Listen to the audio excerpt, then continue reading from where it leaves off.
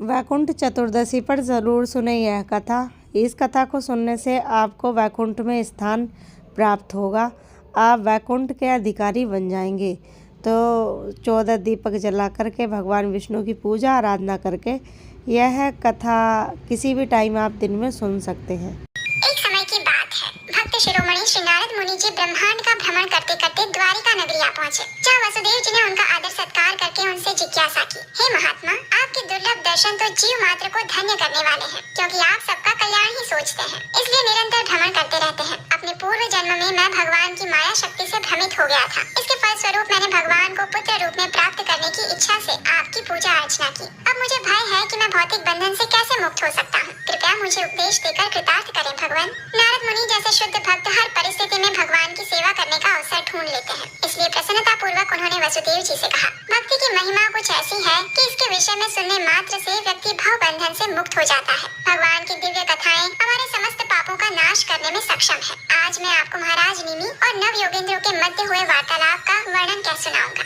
जिससे कि इस परम सत्य की पुष्टि हो सकेगी। तो कृपया ध्यान पूर्वक सुनिए। तो चलिए अब हम भी चलते हैं वसुदेव जी के साथ साथ इस वार्तालाप के मुख्य चरण में। ये नव योगेंद्र महाराज ऋषभ देव और उनकी धर्म पत्नी जयंती के पुत्र थे। उनके नाम इस प्रकार हैं, श्री कवि, श्री हवि, श्री अंतरिक्ष, श्री प्रबुद्ध, श्री पिपलायन, श्री अग्निहोत्र, श्री दुमिल, श्री चमस और श्री करभाजन। ये नव योगेंद्र भगवान के शुद्ध भक्त थे एवं उनकी भक्ति के प्रचार प्रसार के लिए विभिन्न लोकों में विचरण किया करते थे। एक समय वे प्रचार करते करते महाराज निमि की यज्ञ स्थली में पधारे। उन्हें अपने समक्ष देखकर उनका उचित सम्मान करने के बाद राजा निमि ने इस प्रकार कहा, हे भक्तों में अग्रणी, आपके दर्शन तो मुक्त जीवों को भी अत्यंत दुर्लभ है, किंतु आप इतने कृपालु हैं कि बद्ध जीवों के कल्याण हेतु सदा प्रचार करते रहते हैं। आप तो भगवत भक्ति के गूढ़ रहस्यों से भी भली भांति परिचित हैं। कृपया करके मेरे मन में उठ रही शंकाओं का निवारण करके ज्ञान का प्रकाश प्रदान करें। महाराज निमि ने नव योगेंद्रों से 9 प्रश्न किए, जिनका नव योगेंद्रों ने शास्त्रोक्त उत्तर दिया। तो चलिए अब हम भी एक एक करके इस प्रश्नोत्तरी को ध्यान से सुनते हैं। सर्वप्रथम राजा ने पूछा,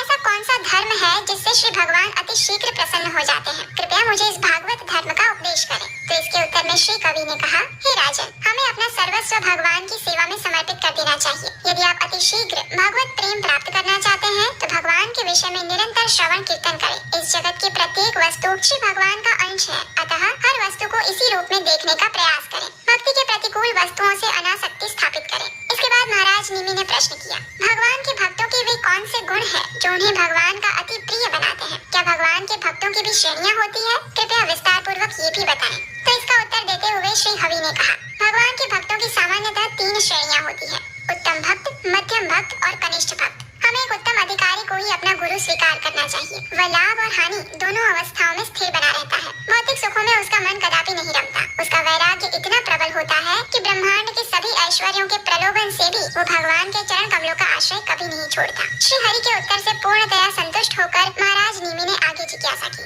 भगवान की माया शक्ति इतनी प्रबल है कि बड़े बड़े योगी तक भ्रमित हो जाते हैं। मुझे भगवान विष्णु की माया शक्ति के विषय में बताकर मुझ पर कृपा करें। राजा की इस जिज्ञासा को शांत करते हुए श्री अंतरिक्ष ने कहा, एक बद्ध जीव को 3 प्रकार का शरीर प्राप्त हो सकता है, देवता, मनुष्य अथवा निम्न योनि का। हे राजन, अब मैं वर्णन करूंगा कि प्रलय के समय किस प्रकार की स्थिति उत्पन्न होती है। सर्वप्रथम तो सूर्य का ताप निरंतर बढ़ने लगता है। इसके कारण संपूर्ण पृथ्वी पर घोर अकाल पड़ जाता है। संपूर्ण ब्रह्मांड भट्टी के समान तपने लगता है। ऐसा इसलिए होता है क्योंकि पाताल लोक में निवास करने वाले भगवान संकर्षण के मुख से प्रचंड अग्नि प्रकट होने लगती है। इसके पश्चात 100 वर्ष तक निरंतर वर्षा होती है, जिसके लिए संवर्तक बादलों का प्रयोग किया जाता है। इन बादलों से हाथी की सूंड के समान मोटी धाराएं बहती है। इतनी अधिक वर्षा होने के कारण संपूर्ण ब्रह्मांड जलमग्न हो जाता है। प्रलय के विषय में विस्तार पूर्वक श्रवण करने के बाद महाराज निमि के मन में एक और शंका उठी। उन्होंने कहा, हे ऋषिवर, आपके वर्णन से प्रतीत होता है कि भगवान की माया शक्ति के चंगुल से मुक्त होना इतना सरल नहीं है। कृपया मुझे वो मार्ग बताइए जिससे प्राणी ये असंभव कार्य भी कर सकता है। तो इस शंका का निवारण श्री प्रबुद्ध जी ने इस प्रकार किया।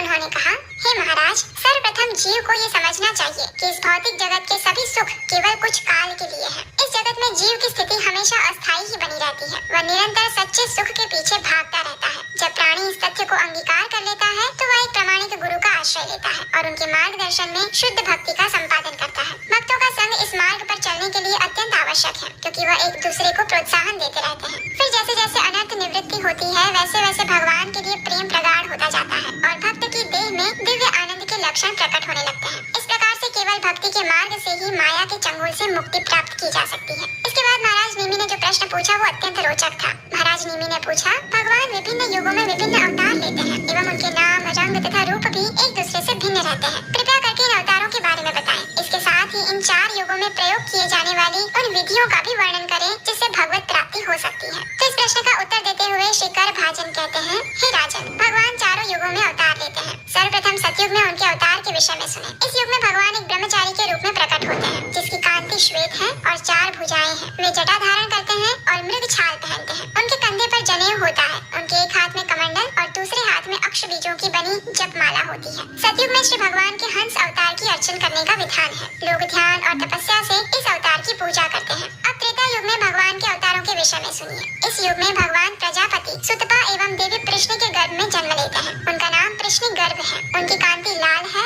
और बाल सुनहरे। उनका एक और नाम यज्ञ भी है। द्वापर युग में भगवान पीले वस्त्र धारण करते हैं और उनकी कांति श्याम है। वे अपने दिव्य शरीर पर श्रीवत्स और कई अन्य आभूषण धारण करते हैं। इस युग में वे राजा के समान समझे जाते हैं। लोग ऐश्वर्य भाव से उनकी पूजा करते हैं। और अब हम प्रवेश करते हैं कलयुग में। इस युग में भगवान की कांति सुनहरी होती है। वे श्री चैतन्य महाप्रभु के रूप में प्रकट होते हैं और हरिनाम संकीर्तन की विधि स्थापित करते हैं। हमारे शास्त्रों में उनके अवतरण का वर्णन अत्यंत गोपनीय बताया गया है, क्योंकि यदि मुक्त कंठ से इसका वर्णन किया जाए तो अनेकों ढोंगी स्वयं को भगवान घोषित कर देंगे। ऐसा इसलिए है क्योंकि कलयुग के लोग अत्यंत निकृष्ट और पापी हैं। तो सारांश यही है कि चाहे कोई भी युग हो, भगवान के चरण कमलों का आश्रय ही भगवत प्राप्ति करने की एकमात्र विधि है। भगवान श्री कृष्ण की भक्ति करें और सदैव उनका स्मरण करते रहें।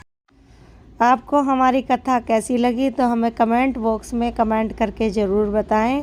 और इसी प्रकार से कथा, किस प्रकार की कथा, कौन सी कथा आप सुनना चाहते हैं, हमें कमेंट करके बताएं। सभी को धन्यवाद।